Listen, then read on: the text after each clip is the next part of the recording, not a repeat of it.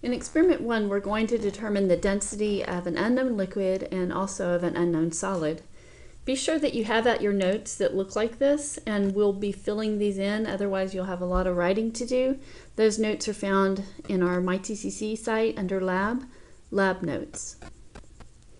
Basic definition: significant figures are all digits that are known with certainty plus one that is estimated.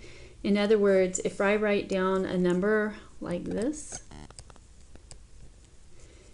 what that means is that the 1 and the 2 here are known with certainty, and there is some known error in this one. We say it's the estimated digit. And then I don't write any more digits after that because I have no idea what they are. This one, after all, is estimated as it is. We'll see how we take down measurements in just a second. So density is mass per volume. In other words, you probably know this equation. And that's what we'll be using to calculate our density. Okay, let's zoom in here. We're going to look at how to record the correct number of significant figures when you take a measurement. And you probably know, so this is a liquid, so you probably know I'm going to measure from the bottom of the meniscus. But I don't just mean from this middle of this line.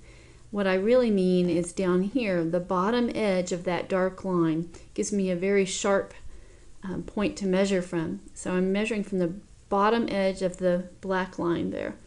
Okay, so let's go to write some digits down. I know for sure that that falls between 1 and 2, so I'll start by writing a 1.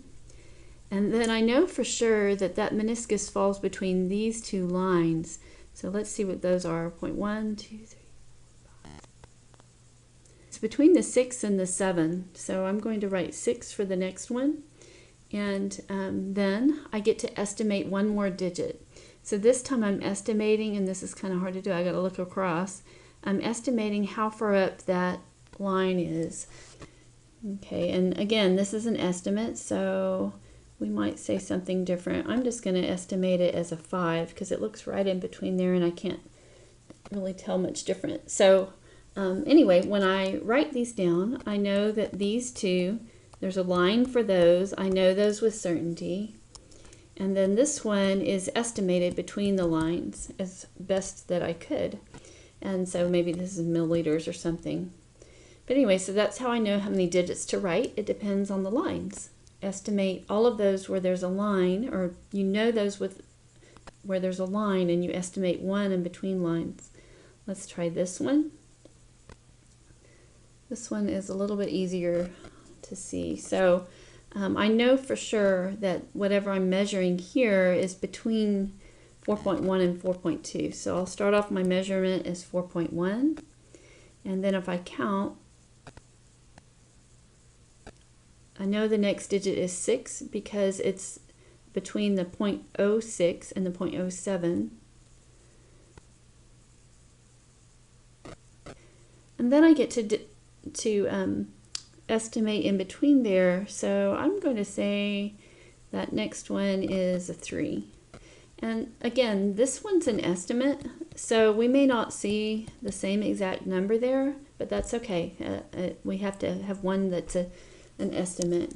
Again, there are lines for these, but then we have one that's an estimate. Okay, so that's how many digits we write down. Lastly, when you're using the balance in class, it's digital. And so what you need to do for Sig Figs is write down everything it says, every digit it gives you. It knows that this one is known with certainty and this one is an estimate. You'll see that with our balance, when we put something heavier on there, it may only give you 2 past the decimal instead of 3 past the decimal. If it gives you only 2 past the decimal, that's all you write.